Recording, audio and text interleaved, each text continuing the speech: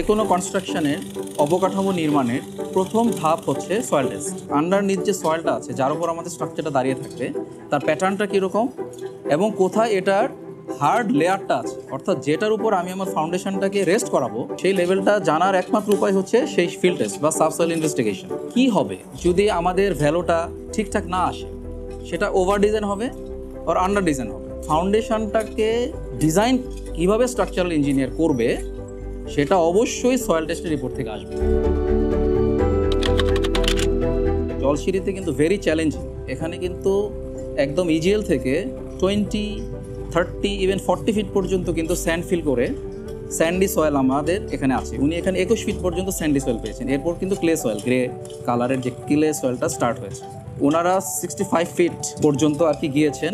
আমাদের minimum requirement হচ্ছে 100 fit বা 30 মিটার, যেটা আমাদের অ্যাজ পার বিএনবিসি। এমনও হয়েছে আমাদের জলসিঁড়িতে এত চ্যালেঞ্জিং যে আমাদের পাইলের ডেপথ ছিল কোথাও 80 ফিট, যেটার জন্য আমাদেরকে 100 ফিট যেতে হয়েছে বোরিং করে। কোনো প্রজেক্টে আমরা 107 ফিট পর্যন্ত আমাদের পাইল ডেপথ ছিল, সেখানে কিন্তু আমাদের 125 ফিট পর্যন্ত বোরিং করতে হয়েছে। ওনারা খুবই প্রফেশনাল এবং আমরাও কিন্তু আমাদের দক্ষ ইঞ্জিনিয়াররা আছে, তারা প্রত্যেকটা জিনিস চেক করছে।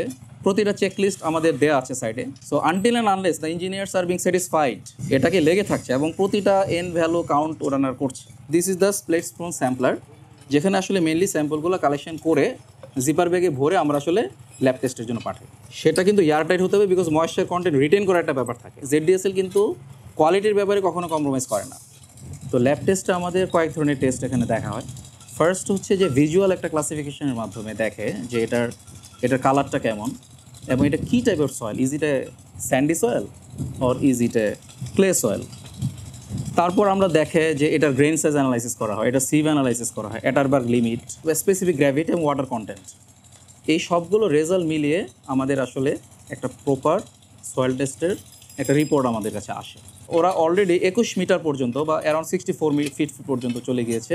এখানে কম্পারেটিভলি আমরা ভালো ভ্যালু পাচ্ছি আর কি। হ্যাঁ, সো লেটস সি, আমাদের 100 ফিট পর্যন্ত তো মিনিমাম যেতেই হবে।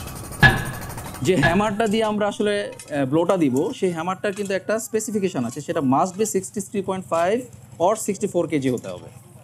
এবং আমাদের আরেকটা প্রশ্ন হচ্ছে যে কত ফিট থেকে বা কত ডিস্টেন্স থেকে আমি সেটাকে ড্রপ করবো, সেটাও কিন্তু স্পেসিফাইড। সেটা হচ্ছে 30 ইঞ্চ বা 2.5 ফিট উপর থেকে 63.5 কেজির একটা হ্যামার সেটাকে কিন্তু ব্লো দিবে। এবং লাস্ট 12 ইঞ্চিতে কতটুকু পেনিট্রেট করলো সেই এন ভ্যালুটাই কিন্তু আমরা কাউন্ট করবো। এবং আমরা এমনও দেখেছি একদিনে 4-5টা বোরিং করে ফেলছে।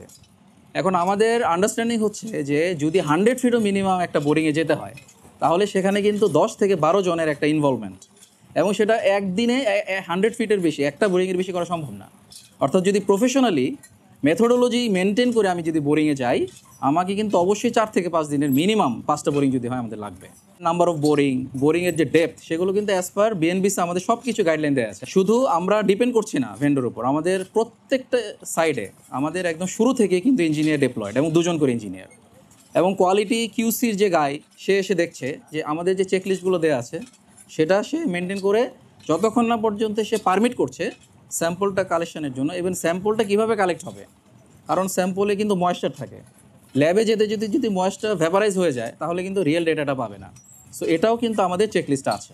যারা তাদের স্বপ্ন একটা ফ্ল্যাট কিনবে, একটা আবাসনের মালিক হবে, তার স্বপ্নটাকে কিন্তু আমরা নষ্ট করতে পারি না। আমরা যদি জেনে বুঝে কোনো কোয়ালিটি কম্প্রোমাইজ করি at this stage of the construction, তাহলে কিন্তু মানুষের স্বপ্নটাই ধূলিসাৎ হয়ে যায়। বা মানুষকে যে কমিটমেন্ট আমরা দিচ্ছি সেটাকে কিন্তু আমরা 100% রাখার চেষ্টা করবো। কোয়ালিটির ব্যাপারে হচ্ছে আমাদের 0 টলারেন্স। সেই জন্য আমরা বিএনবিসি 2020-কে গাইডলাইন ধরে প্রতিটা স্টেজে আমরা কিন্তু চেকলিস্টগুলো ফলো করছি এবং স্ট্যান্ডার্ডটা মেনটেন করছি।